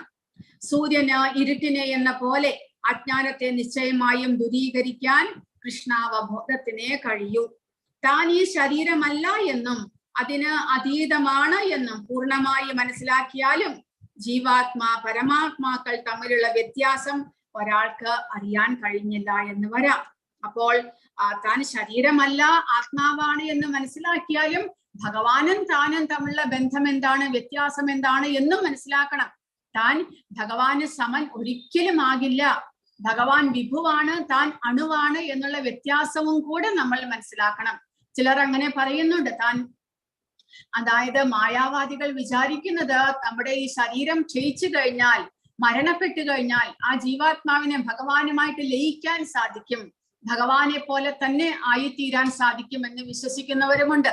അതൊരിക്കലും സാധ്യമല്ല. കാരണം നമ്മൾ ഭഗവാന്റെ അംശം മാത്രമാണ്. ഭഗവാനാണെങ്കിലോ അനന്തനാണ്. നമ്മുടെ ഗുണങ്ങൾ ഒരംശം മാത്രമേ ഉള്ളൂ. ഭഗവാനിൽ ആ ഗുണങ്ങളെല്ലാം അനന്തമായ അളവിലുണ്ട്. അപ്പോൾ അങ്ങനെ ഭഗവാനും നമ്മളും തമ്മിലുള്ള ബന്ധത്തെയും ഭഗവാനും നമ്മളും തമ്മിലുള്ള വ്യത്യാസത്തെ കുറിച്ചും നമ്മൾ മനസ്സിലാക്കണം. അതിന് കൃഷ്ണാവബോധത്തിലൂടെ മാത്രമേ സാധ്യമാകുകയുള്ളൂ.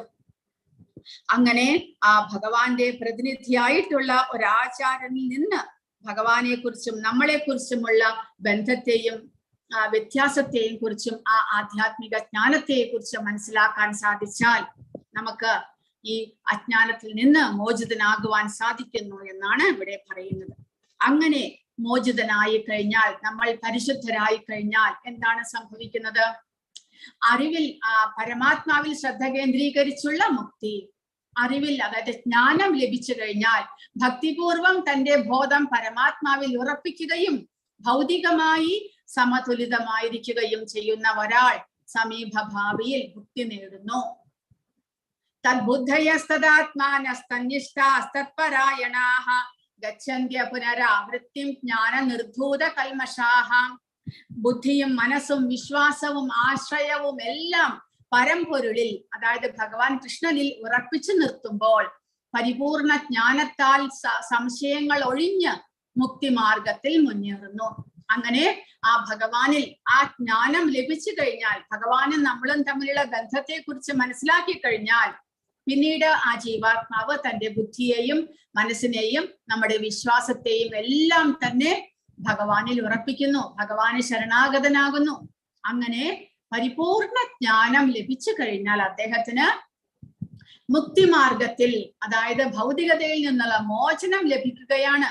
അതിലൂടെ ആധ്യാത്മിക ജ്ഞാനത്തിലേക്ക് മുന്നേറുവാൻ സാധിക്കുന്നു എന്നാണ് പറയുന്നത്.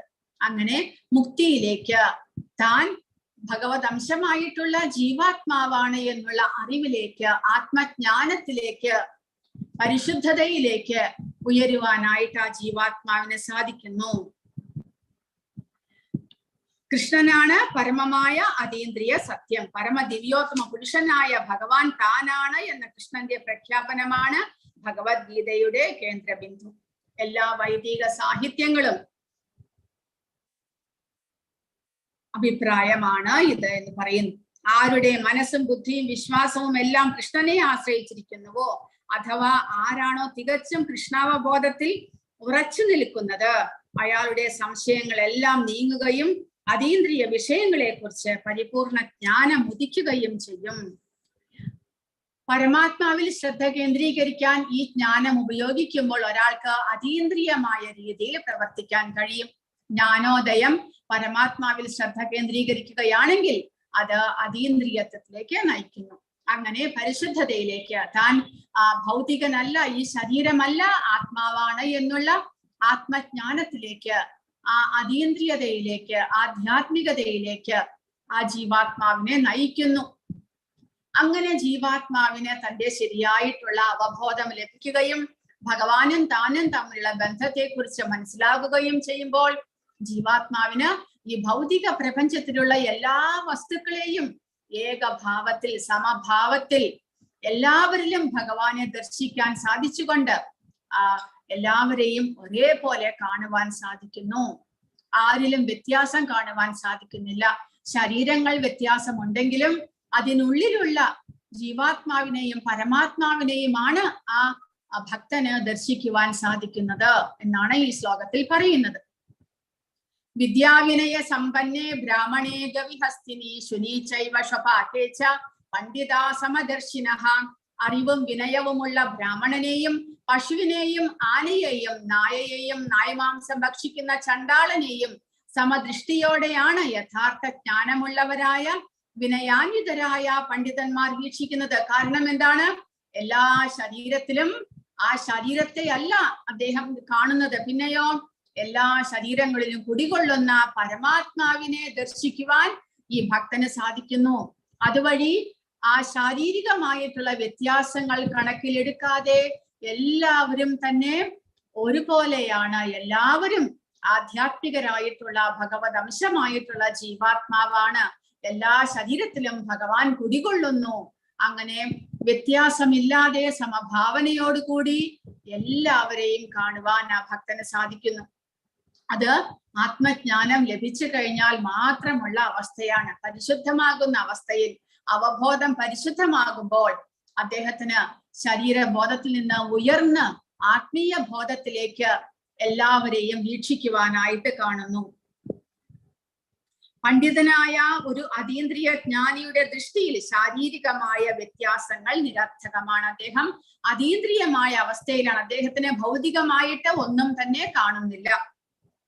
ശ്രീ ഭഗവാൻ പരമാത്മാവ് എന്ന സമ്പൂർണ്ണ അംശത്താൽ സർവ്വജീവജാലങ്ങളുടെയും ഹൃദയത്തിൽ കുടികൊള്ളുന്നു എന്ന ബോധം ഉദിച്ചതുകൊണ്ടും ഭഗവാനുമായി അവർക്ക് ബന്ധമുള്ളത് കൊണ്ടുമാണ് ഇങ്ങനെ വരുന്നത്. പരമതത്വത്തെ കുറിച്ചുള്ള ഈ അവബോധമാണ് യഥാർത്ഥ ജ്ഞാനം. ബുദ്ധിയും മനസ്സും വിശ്വാസവും ആശ്രയവും എല്ലാം പരമ്പൊരുളിൽ ഉറപ്പിച്ചു നിർത്തുമ്പോൾ അവന്റെ ബുദ്ധി, മനസ്സ്, വിശ്വാസം, അഭയം എന്നിവ പരമാത്മാവിൽ കേന്ദ്രീകരിച്ചിരിക്കുന്നു. 3 കർത്താവിനെ കുറിച്ച് അറിവുള്ളതിനാൽ അവൻ സംശയത്തിൽ നിന്ന് മുക്തനാണ്. പരമാത്മാവ് അനുവദനീയമാണെന്നും എന്നാൽ നിഷ്പക്ഷമാണ് എന്നും അദ്ദേഹം കാണുന്നു. പരമാത്മാവാണ് എല്ലാ കർമ്മങ്ങളെയും സാക്ഷ്യം ചെയ്യുന്നത്. പക്ഷെ എങ്കിലും അദ്ദേഹം ആരോടും വ്യത്യാസം കാണിക്കുന്നില്ല. എല്ലാത്തിലും നിഷ്പക്ഷനായിട്ട് അദ്ദേഹം കുടികൊള്ളുന്നു. ജീവാത്മാവിന്റെ ആഗ്രഹമാണ് എല്ലാത്തിനും കാരണം എന്ന് മനസ്സിലാക്കുന്നു. അവൻ ഈ ശരീരമല്ല എന്ന ജ്ഞാനവും പരമാത്മാവിനെ കുറിച്ചുള്ള ജ്ഞാനവും ഉള്ളതിനാൽ അവൻ തുല്യ ദർശനത്തോടെ, തുല്യ ഭാവനയോടെ, സമഭാവനയോടുകൂടി എല്ലാ ജീവജാലങ്ങളെയും കാണുകയാണ്. അങ്ങനെ ആത്മജ്ഞാനം ലഭിച്ച ഒരു വ്യക്തിയുടെ ലക്ഷണങ്ങളാണ് ഇനിയുള്ള ശ്ലോകങ്ങളിലൂടെ പറയുന്നത്.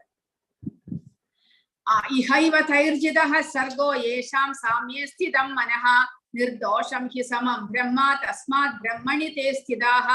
ആരുടെ മനസ്സ് സമഭാവനയിൽ ഉറച്ചു നിൽക്കുന്നുവോ അവർ ജനന മരണ അവസ്ഥയെ ജയിച്ചു കഴിഞ്ഞു. അവർ ബ്രഹ്മനെ പോലെ ദോഷമറ്റവരാണ്. അതുകൊണ്ട് അവർ ബ്രഹ്മപദസ്ഥരുമാണ്.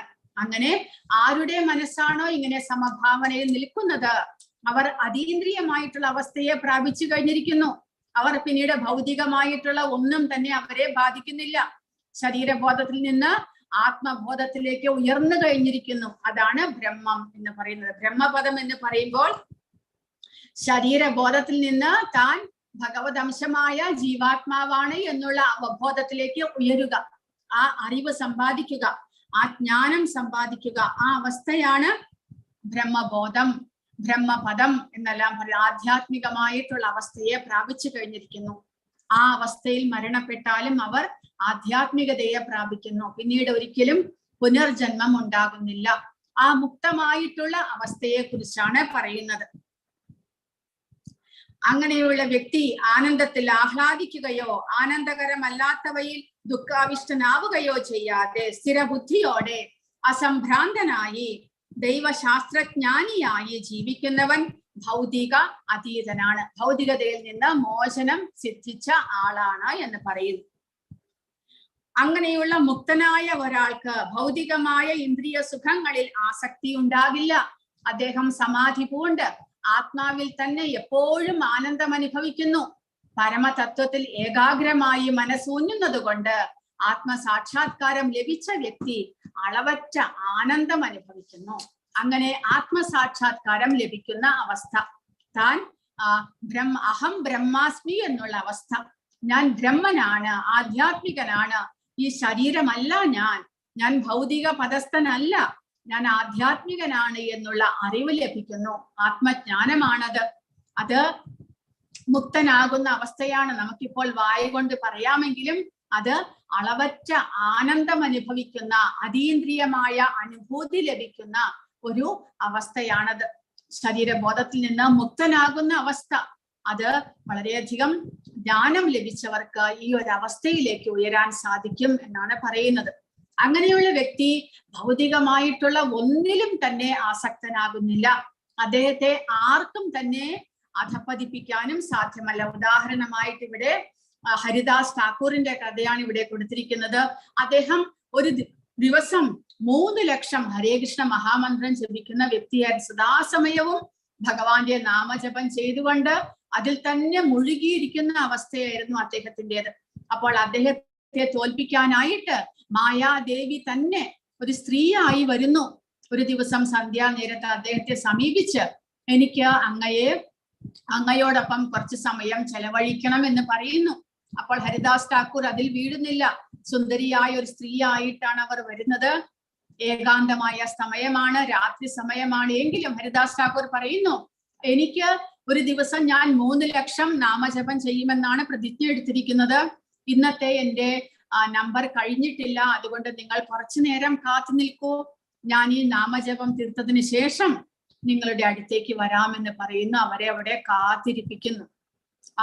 കുറെ നേരം കഴിയുമ്പോൾ അവസാനം രാവിലെ വെളിച്ചമാകുന്നു, കാക്കകൾ കൂകാൻ തുടങ്ങുന്നു, ജനങ്ങളെല്ലാം സഞ്ചരിക്കാൻ തുടങ്ങുന്നു. അപ്പോൾ ഈ സ്ത്രീക്ക് പരിഭ്രാന്തിയായി അവർ അവിടെ നിന്ന് വേഗം തന്നെ പൊയ്ക്കളഞ്ഞു. രാത്രിയായപ്പോൾ വീണ്ടും വരുന്നു അവർ. അന്നും ഹരിദാസ് ഠാക്കൂർ ഇങ്ങനെ തന്നെ പറയുന്നു, ഒരു ചാഞ്ചല്യവും ഇല്ലാതെ, ആ സ്ത്രീയോട് ബഹുമാനക്കുറവുമില്ല, അവരോട് മര്യാദയായി തന്നെ പറയും, നിങ്ങൾ കുറച്ചു നേരം കാത്തു നിൽക്കൂ, എനിക്ക് നാമം ജപിക്കാനുണ്ട്. അവർ അന്നത്തെ ദിവസവും അതുപോലെ കാത്തിരുന്നു.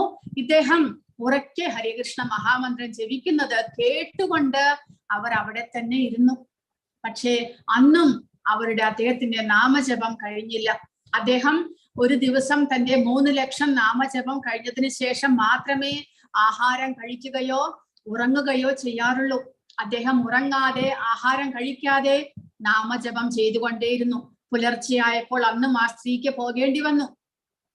3-ാമത്തെ ദിവസവും വീണ്ടും അവർ വന്നു. പക്ഷെ 2 ദിവസം ഇദ്ദേഹം പരമശുദ്ധനായിട്ടുള്ള പരമഭക്തനായിട്ടുള്ള ആ ഹരിദാസ് ഠാക്കൂർ നാമജപം ചെയ്യുന്നത് കേട്ടുകൊണ്ടിരുന്ന ആ സ്ത്രീക്ക് മാനസാന്തരം വരുന്നു. അവർ അദ്ദേഹത്തിൽ നിന്ന് ദീക്ഷ സ്വീകരിക്കുന്നു. തന്റെ ശിഷ്യയായിട്ട് സ്വീകരിക്കണം, തനിക്ക് മഹാമന്ത്രം ഉപദേശിക്കണം എന്ന് പറയുന്നു. അങ്ങനെ ഹരിദാസ് ഠാക്കൂറിൽ നിന്ന് അവർ ശിഷ്യത്വം സ്വീകരിക്കുന്നു. അങ്ങനെ അദ്ദേഹത്തിന്റെ ശിഷ്യയായി അവരും പിന്നീട് ഭഗവാന്റെ ഭക്തയായിട്ട് മാറുകയാണ് ചെയ്യുന്നത്. അങ്ങനെ ആത്മസാക്ഷാത്കാരം, തന്റെ യഥാർത്ഥ നിലയെ കുറിച്ച് മനസ്സിലാക്കി കഴിഞ്ഞാൽ ഒരാൾ ഒരിക്കലും ഈ ഭൗതികതയിൽ അധപ്പതിക്കുന്നില്ല എന്നാണ് ഭഗവാൻ പറയുന്നത്. ഇനി അടുത്ത ശ്ലോകത്തിൽ ഭഗവാൻ പറയുന്നത്, എന്തുകൊണ്ടാണ് നമ്മൾ അധപ്പതിക്കുന്നത്? അതിനുള്ള കാരണം എന്താണ്? നമ്മുടെ ഇന്ദ്രിയങ്ങളാണ് അതിനുള്ള കാരണങ്ങൾ. പക്ഷേ ഒരു ബുദ്ധിമാൻ, ഇങ്ങനെ ആത്മജ്ഞാനം ലഭിച്ച ഒരാൾക്ക് ആ ഇന്ദ്രിയങ്ങളുടെ ബന്ധനസ്ഥം ഉണ്ടാകുന്നില്ല, ഇന്ദ്രിയങ്ങൾ അയാളെ ശല്യം ചെയ്യുന്നില്ല എന്നാണ് ഭഗവാൻ പറയുന്നത്. ഏഹി സംസ്പർശജാ ഭോഗ ദുഃഖയോനയ ഏവതേ ആദ്യന്തവന്തഃ കൗന്ദേയ നതേഷു രമതേ ബുധഃ. ബുധഃ എന്ന് പറഞ്ഞിരിക്കുന്ന, ബുധഃ എന്ന് പറഞ്ഞാൽ ബുദ്ധിമാൻ. ബുദ്ധിമാൻ ഭൗതിക ഇന്ദ്രിയങ്ങളുമായുള്ള ബന്ധം മൂലമുണ്ടാകുന്ന ദുഃഖങ്ങളിൽ പങ്കുകൊള്ളാറില്ല. ഭൗതിക സുഖങ്ങൾക്ക് ആദിയും അവസാനവും ഉള്ളത് കൊണ്ട് അവയിൽ ഒരിക്കലും ബുദ്ധിമാന്മാർ സന്തോഷം കൊള്ളുന്നില്ല. അപ്പോൾ ഇന്ദ്രിയങ്ങൾക്ക് ഇന്ദ്രിയ വിഷയങ്ങളിൽ ആസക്തി ഉണ്ടാകുന്നു, ശരിയാണത്. നമ്മൾ അതിലേക്ക് വേണ്ടി പ്രവർത്തിച്ചു കഴിഞ്ഞാൽ അതുമൂലം നമുക്ക് സുഖവും ദുഃഖവും ഉണ്ടാകുന്നു. എന്നാൽ ആ സുഖവും ദുഃഖവും ഒന്നും തന്നെ ശാശ്വതമല്ല. അതുകൊണ്ട് ഈ ആത്മജ്ഞാനം ലഭിച്ച ഒരു വ്യക്തി ഇന്ദ്രിയങ്ങൾക്ക് വിഷയങ്ങളിൽ ഉണ്ടാകുന്ന സുഖ ദുഃഖങ്ങളിൽ ഒരിക്കലും പങ്കുകൊള്ളാറില്ല. അതെല്ലാം തന്നെ നശ്വരമാണ്, ക്ഷണികമാണ്, ഭൗതികമാണ് എന്ന് അദ്ദേഹം മനസ്സിലാക്കുന്നു. അതിനുവേണ്ടി സുഖിക്കാനും പോകാറില്ല, ദുഃഖിക്കാനും പോകാറില്ല. ആ ഇന്ദ്രിയങ്ങളെ നിയന്ത്രിച്ചുകൊണ്ട് ഭൗതികമായിട്ടുള്ള വിഷയങ്ങളിൽ താല്പര്യമില്ലാതെ അദ്ദേഹം വർത്തിക്കുന്നു. എന്നാൽ ശരീരബോധത്തിലുള്ളവർക്കെല്ലാം ഈ ഭൗതികമായ വിഷയങ്ങളിൽ ആസക്തി ഉണ്ടാകുന്നു. എങ്ങനെയാണ്? കണ്ണിന് ഉണ്ടാകുന്ന ആസക്തിയെ കുറിച്ചാണ് ഇവിടെ പറയുന്നത്. ഈയാമ്പാറ്റകൾ എന്ത് ചെയ്യുന്നു? ആ വെളിച്ചത്തിലേക്ക് ആകർഷിതരാകുന്നു. വെളിച്ചം ചിലപ്പോൾ തീയായിരിക്കും. ആ തീയിൽ വീണ് അവർ അവരുടെ ശരീരത്തെ തന്നെ ഇല്ലാതാക്കുന്നു. അപ്പോൾ അതാണ് ഇന്ദ്രിയങ്ങൾക്ക് ഇന്ദ്രിയ വിഷയങ്ങളിൽ ഉണ്ടാകുന്ന ആസക്തി നമ്മളെ അധപ്പതിപ്പിക്കുന്നതിനെ കുറിച്ചാണ് പറയുന്നത്. അതുപോലെ ഒരു കൊമ്പനാനയെ പിടിക്കുന്നത് പിടിയാനയെ കൊണ്ടാണ്. പിടിയാനയെ കൊണ്ടുവന്ന് ആ കൊമ്പനാനയെ കൊണ്ട് ആകർഷിച്ച് എന്ത് ചെയ്യുന്നു? അവർ കുഴിച്ചിട്ടിരിക്കുന്ന കുഴിയിലേക്ക് വീഴ്ത്തുകയാണ് ചെയ്യുന്നത്. അപ്പോൾ അതും ഇന്ദ്രിയങ്ങൾക്ക് ഇന്ദ്രിയ വിഷയങ്ങളിലുള്ള ആസക്തിയെ തന്നെ കുറിക്കുന്നു.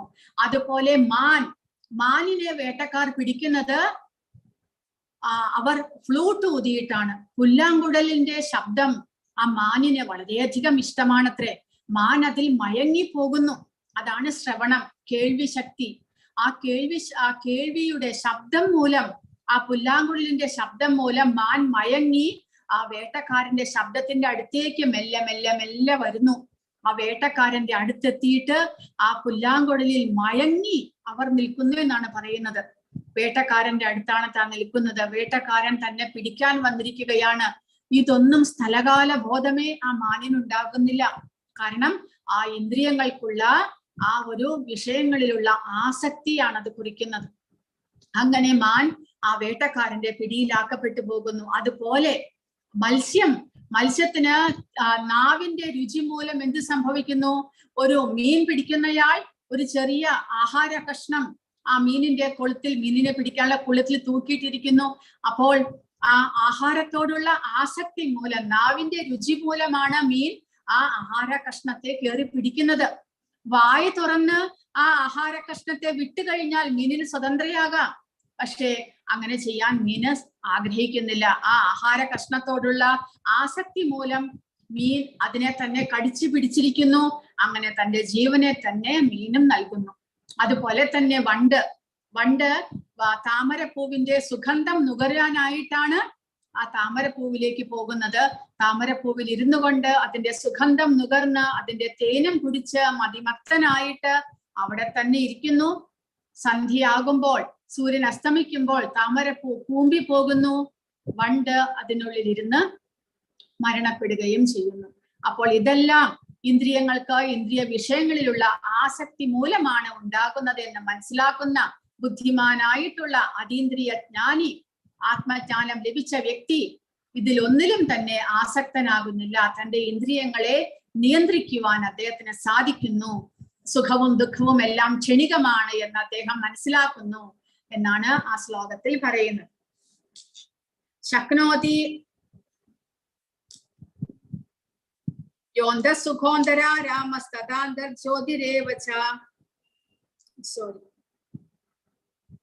ശക്നോതി ഹൈവയഃ സോഢും പ്രാക് ശരീര വിമോക്ഷണാത് കാമക്രോധോദ്ഭവം വേഗം സയുക്തഃ സ സുഖീ നരഃ. ഈ ശരീരം ത്യജിക്കുന്നതിന് മുൻപ് ഭൗതികമായ ഇന്ദ്രിയങ്ങളുടെ ത്വരയെ ചുരുക്കാനും കാമക്രോധങ്ങൾ നിയന്ത്രിക്കാനും സാധിക്കുന്ന ആൾ നല്ല സ്ഥിതിയിൽ വർത്തിക്കുന്നു. അയാൾ ഈ ലോകത്തിൽ സന്തോഷവാനാണ്. അപ്പോൾ ഈ ഭൗതിക ലോകത്തിൽ വസിക്കുന്നുണ്ടെങ്കിലും സന്തോഷവാനായിട്ട് സമാധാനത്തോടു കൂടി ജീവിക്കാനുള്ള വഴി ഇതാണ്. മരിക്കുന്നതിന് മുൻപ് തന്റെ ഇന്ദ്രിയങ്ങളെയും മനസ്സിനെയും നിയന്ത്രിക്കാൻ സാധിക്കണം. ആ കാമക്രോധങ്ങളെ ചെറുക്കാൻ സാധിക്കണം. അങ്ങനെ സാധിച്ചു കഴിഞ്ഞാൽ അയാൾ പിന്നീട് നിഷ്പക്ഷനായിട്ട്, നിരപേക്ഷനായിട്ട്, കൂടാതെ നിഷ്കാമനായിട്ട് വർത്തിക്കുന്ന ആ വ്യക്തി സന്തോഷവാനായിട്ടിരിക്കുവാനായിട്ട് സാധിക്കുന്നു. അങ്ങനെയാണെങ്കിൽ ഇന്ദ്രിയങ്ങളുടെ പ്രേരണകളെ ഞാൻ എത്ര കാലം സഹിക്കണം എന്നുള്ളതാണ് 24 മുതൽ 26 വരെയുള്ള ശ്ലോകങ്ങളിലൂടെ പറയുന്നത്. അപ്പോൾ മരിക്കുന്നതിന് മുൻപ് നമ്മൾ ഇത് അച്ചീവ് ചെയ്തിരിക്കണം എന്ന് പറയുന്നു. അങ്ങനെയാണെങ്കിൽ എത്ര കാലം? മരണം വരെ, ശരീരത്തിന്റെ മരണം വരെ നമ്മൾ എങ്ങനെ നിയന്ത്രണത്തോടുകൂടി ജീവിക്കണം, നിഷ്കാമനായിട്ട് കർമ്മം ചെയ്യണം, ഭഗവത് അർപ്പിതമായിട്ടുള്ള ഒരു ജീവിതമായിരിക്കണം. ഇന്ദ്രിയ പ്രേരണകൾ സഹിക്കാനുള്ള ശക്തി എവിടെ നിന്ന് ലഭിക്കും? അവന്റെ സന്തോഷവും പ്രവർത്തനങ്ങളും ലക്ഷ്യവും ഉള്ളിലേക്ക്, ആത്മാവിലേക്ക് കേന്ദ്രീകരിക്കുക. ആത്മാവിനെ പരിശുദ്ധീകരിക്കാൻ, അവബോധം പരിശുദ്ധമാക്കാനായിട്ട് മാത്രം പ്രവർത്തിക്കുക. ബാക്കിയുള്ള ബാഹ്യമായ കർമ്മങ്ങളെല്ലാം തന്നെ നിഷ്കാമമായിട്ട് ചെയ്യണം. അതിനോടൊപ്പം ആത്മാവിനെ പരിശുദ്ധമാക്കാനുള്ള കർമ്മങ്ങളും ചെയ്യണം. അങ്ങനെ ചെയ്തു കഴിഞ്ഞാൽ ഇന്ദ്രിയങ്ങളെയും മനസ്സിനെയും നമുക്ക് നിയന്ത്രിക്കാനായിട്ട് സാധിക്കും. മറ്റുള്ളവരുടെ പ്രയോജനത്തിനായി പ്രവർത്തിച്ചുകൊണ്ട് അവൻ തന്റെ ബാഹ്യ പ്രവർത്തനങ്ങളെ ശുദ്ധീകരിക്കുന്നതിൽ ഏർപ്പെട്ടിരിക്കുന്നു. അങ്ങനെ ഒരാൾക്ക് മോചനം നിശ്ചിതമാണ്. അപ്പോൾ നമ്മുടെ 5 ജ്ഞാനേന്ദ്രിയങ്ങളും കൊണ്ട് നമ്മൾ പരിശുദ്ധീകരിക്കുക, ആത്മാവിന്റെ മോചനത്തിനായിട്ട് മാത്രം പരിശ്രമിക്കുക എന്നാണ് പറയുന്നത്. യോന്ത സുഖോന്തരാ രാമസ്തദാന്തർജ്യോതിരേവയഃ സ യോഗി ബ്രഹ്മ നിർവാണം ബ്രഹ്മഭൂതോതി ഗച്ഛതി. ഊർജ്ജസ്വലനും ആനന്ദവും സുഖവും തന്നിൽ തന്നെ കുടികൊള്ളുന്നവനുമായ ഒരാളാണ് അന്തർമുഖനായ തികഞ്ഞ യോഗി. ബ്രഹ്മനിർവാണം പൂകിയ അയാൾ മരണാനന്തരം പരമപദം പ്രാപിക്കും. അങ്ങനെ മരണം വരെ തനിക്ക് ഒരേ അവസ്ഥയിൽ ആത്മജ്ഞാനത്തോടുകൂടി പരിശുദ്ധനായിട്ട് കഴിയുവാൻ സാധിച്ചാൽ, ബാഹ്യമായിട്ടുള്ള ഇന്ദ്രിയങ്ങളുടെ ത്വരകളെയെല്ലാം നിയന്ത്രിക്കുവാൻ സാധിച്ചാൽ അദ്ദേഹത്തിന് മരണത്തിന് ശേഷം പരമപദം, ഭഗവാന്റെ പരമപദം പോകാൻ സാധിക്കും എന്നാണ് ഇവിടെ പറയുന്നത്.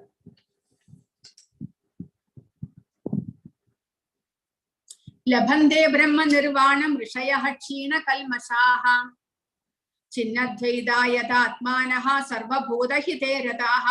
സംശയങ്ങളിൽ നിന്ന് ഉത്ഭവിക്കുന്ന ദ്വന്ദ്ങ്ങൾക്ക് അതീതരായവരും മനസ്സ് തന്നിൽ തന്നെ വ്യാപരിക്കുന്നവരും എപ്പോഴും സകല ജീവജാലങ്ങളുടെയും ക്ഷേമ ഐശ്വര്യ പ്രവർത്തനങ്ങൾ തിരക്കിട്ട് പ്രവർത്തിച്ചു കൊണ്ടിരിക്കുന്നവരും സർവപാപങ്ങളിൽ നിന്നും മോചനം നേടിയവരുമായിട്ടുള്ളവർ ബ്രഹ്മനിർവാണം പോകുന്നു. അങ്ങനെയുള്ളവർക്ക് ബ്രഹ്മപദം, ഭഗവാന്റെ ബ്രഹ്മപദത്തിലേക്ക് ഉയരുവാൻ സാധിക്കും എന്നാണ് പറയുന്നത്. തികഞ്ഞ കൃഷ്ണാവബോധം ഉള്ളവർക്കേ സർവ്വജീവജാലങ്ങളുടെയും ക്ഷേമം ഉദ്ദേശിച്ചുകൊണ്ട് പ്രവർത്തിക്കാൻ കഴിയൂ. കൃഷ്ണനാണ് എല്ലാത്തിന്റെയും ഉറവിടം എന്ന് അറിയുന്ന ഒരാൾ ആ ബോധത്തോടെ പ്രവർത്തിക്കുമ്പോൾ അത് ലോകക്ഷേമത്തിന് ആയിരിക്കും. അങ്ങനെ ഭഗവാനാണ് എല്ലാത്തിന്റെയും ഉറവിടം. ഭഗവാനെ ആരാധിക്കുന്നതിലൂടെ മാത്രമേ നമുക്ക് മുക്തി നേടാൻ സാധിക്കുകയുള്ളൂ എന്ന് മനസ്സിലാക്കിക്കൊണ്ട് ആ അറിവ് മറ്റുള്ളവരുമായിട്ട് പങ്കുവെക്കുന്ന ഒരാളാണ് എല്ലാവരുടെയും സുഹൃത്തായിട്ട് പ്രവർത്തിക്കുന്നത്. അങ്ങനെയുള്ളവർക്ക് ബ്രഹ്മനിർവാണം, ഭഗവാന്റെ ബ്രഹ്മപദം പോകാനായിട്ട് സാധിക്കും എന്നാണ് പറയുന്നത്. കാമക്രോധങ്ങൾ ഒഴിഞ്ഞ് അച്ചടക്കത്തോടെ പരിപൂർണതയ്ക്ക് വേണ്ടി അനവരതം എത്തിക്കുന്ന ആത്മസാക്ഷാത്കാരം നേടിയവർക്ക് അചിരേണ പരമപദ പ്രാപ്തി സുനിശ്ചിതമാണ്. അപ്പോൾ കാമ, ക്രോധ, ലോഭമോഹ ഇതെല്ലാം തന്നെ ഇന്ദ്രിയങ്ങൾക്ക്, ഇന്ദ്രിയ വിഷയങ്ങളിൽ ഉണ്ടാകുന്ന ആസക്തിയാണ്. അതുകൊണ്ട് അവയെ നിയന്ത്രിക്കുക, അച്ചടക്കത്തോടു കൂടി ആ ജീവാത്മാവിന്റെ മോചനത്തിന് വേണ്ടിയിട്ട് പ്രവർത്തിക്കുക. ജീവാത്മാവിനെ ഭഗവാന്റെ പരമപദത്തിലേക്ക് എത്തിക്കണം. അതായിരിക്കണം മനുഷ്യ ശരീരം ലഭിച്ചത് കൊണ്ട് നമുക്ക് ചെയ്യാവുന്ന ഏറ്റവും ഉന്നതമായിട്ടുള്ള പ്രവൃത്തി. ആ ലക്ഷ്യം അതായിരിക്കണം. മനുഷ്യ ശരീരം കൊണ്ട് നമുക്ക് സാധിക്കാവുന്ന ഏറ്റവും ഉന്നതമായ പ്രവൃത്തി അതാണ്. ആ ജീവാത്മാവിനെ നമുക്ക് മനുഷ്യ ശരീരത്തിൽ മാത്രമേ ഇങ്ങനെ ആധ്യാത്മികമായ ജ്ഞാനം കൈവരുത്തി നമുക്ക് ജീവാത്മാവിനെ മോചിപ്പിക്കാൻ സാധിക്കുകയുള്ളൂ. അപ്പോൾ അതിനുവേണ്ടി അച്ചടക്കത്തോടുകൂടി പ്രവർത്തിക്കുന്ന ഒരാൾക്ക് ആത്മസാക്ഷാത്കാരത്തോടുകൂടി ഭഗവാന്റെ പരമപദത്തിലേക്ക് ഉയരാൻ സാധിക്കും എന്നാണ് ഇവിടെ പറയുന്നത്. അപ്പോൾ ആത്മജ്ഞാനം മാത്രമായില്ല, ആത്മജ്ഞാനം ലഭിച്ചു കഴിഞ്ഞ് തുടർച്ചയായിട്ട് ഭഗവാന്റെ സേവനങ്ങൾ ചെയ്തുകൊണ്ട് ഭഗവാനെ ആരാധിച്ചു കൊണ്ടിരുന്നു കഴിഞ്ഞാൽ നമുക്ക് ഭഗവാന്റെ പരമപദം പോകാനായിട്ട് സാധിക്കും. എന്നാണ് പറയുന്നത്. അടുത്ത 2 ശ്ലോകങ്ങൾ അഷ്ടാംഗ യോഗം, അതായത് 6ാമത്തെ അധ്യായത്തിന്റെ തുടക്കമാണ് ഇവിടെ പറയുന്നത്. അഷ്ടാംഗ യോഗാഭ്യാസത്തിലൂടെ എങ്ങനെ ഒരാൾക്ക് മുക്തിയിലേക്ക്, മോചനത്തിലേക്ക്, ആത്മാവിന്റെ മോചനത്തിലേക്ക് കടക്കാൻ സാധിക്കും എന്നാണ് അടുത്ത 2 ശ്ലോകങ്ങൾ പറയുന്നത്. സ്പർശാൻ കൃത്വാ ബഹിർബാഹ്യാം ചക്ഷുശ്ചൈവാന്തരേ ഭ്രുവോ പ്രാണാപാനൗ സമൗ കൃത്വാ നാസാഭ്യന്തരചാരിണൗ യതേന്ദ്രിയ മനോ ബുദ്ധിർ മുനിർ മോക്ഷപരായണഃ വിഗതേച്ഛാ ഭയ ക്രോധായ സദാ മുക്തയേവ സഹ. ബാഹ്യ വിഷയങ്ങളെ എല്ലാം നിരോധിച്ചും പുരികങ്ങൾക്കിടയിൽ ദൃഷ്ടിയുറപ്പിച്ചും ശ്വാസോച്ഛ്വാസങ്ങളെ നാസാദ്വാരങ്ങളിൽ സമനിലയിൽ നിർത്തിയും ഇന്ദ്രിയങ്ങളെയും മനസ്സിനെയും ബുദ്ധിയെയും നിയന്ത്രിച്ച് മുക്തി ലക്ഷ്യമാക്കിയ യോഗി രാഗദ്വേഷങ്ങളിൽ നിന്നും ഭയത്തിൽ നിന്നും മോചനം നേടുന്നു.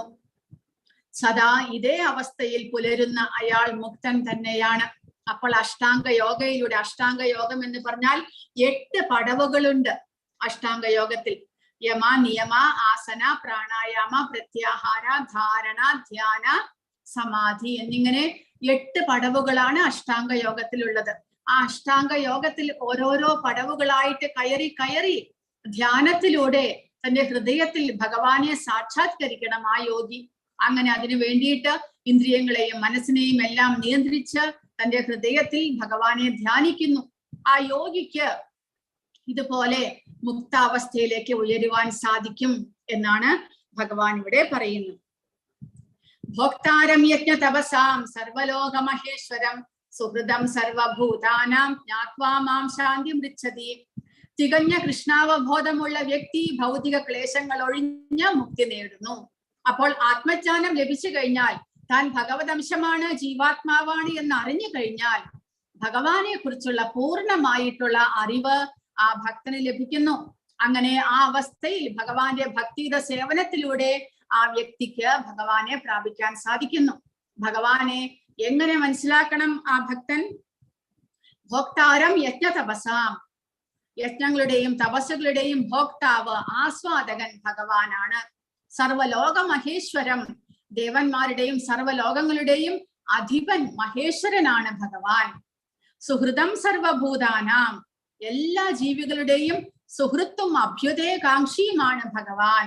അങ്ങനെ ജ്ഞാത്വാമാം, എന്നെ അറിഞ്ഞു കഴിഞ്ഞാൽ, ജ്ഞാത്വ എന്ന് പറഞ്ഞാൽ അറിവ്, ജ്ഞാനം സമ്പാദിക്കുക. ഭഗവാനെ കുറിച്ചുള്ള ഇങ്ങനെയുള്ള അറിവ്, ഭഗവാൻ ആരാണ്, സത്യത്തിൽ ഭഗവാൻ എന്ന് പറഞ്ഞാൽ അദ്ദേഹം ആരാണ്? അദ്ദേഹമാണ് നമ്മുടെ എല്ലാ കർമ്മങ്ങളും അർപ്പിക്കേണ്ടത് ആ ഭഗവാന് വേണ്ടിയിട്ടാണ്. നമുക്ക് ആസ്വദിക്കാനായുള്ളതല്ല ഈ കർമ്മത്തിന്റെ ഫലങ്ങൾ, പിന്നെയോ ഭഗവാന് വേണ്ടി അർപ്പിക്കുക. കാരണം ഈ ഭൗതിക പ്രപഞ്ചം അങ്ങനെയാണ് സൃഷ്ടിച്ചിരിക്കുന്നത്. നമ്മുടെ കർമ്മഫലങ്ങളെല്ലാം ഭഗവാൻ അർപ്പിക്കുക കൂടി മാത്രമേ നമുക്ക് ശാന്തിയോടെയും സമാധാനത്തിലും ജീവിക്കാനായിട്ട് സാധിക്കുകയുള്ളൂ.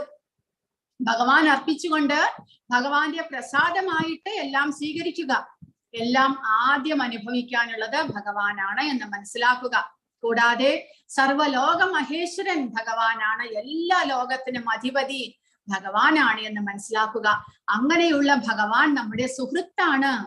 നമ്മളെ അദ്ദേഹത്തിന്റെ ധാമത്തിലേക്ക് ക്ഷണിക്കുന്നു. നമ്മളെ കാത്തിരിക്കുകയാണ് ഭഗവാൻ എന്ന് വിചാരിക്കണം, എന്ന് മനസ്സിലാക്കണം.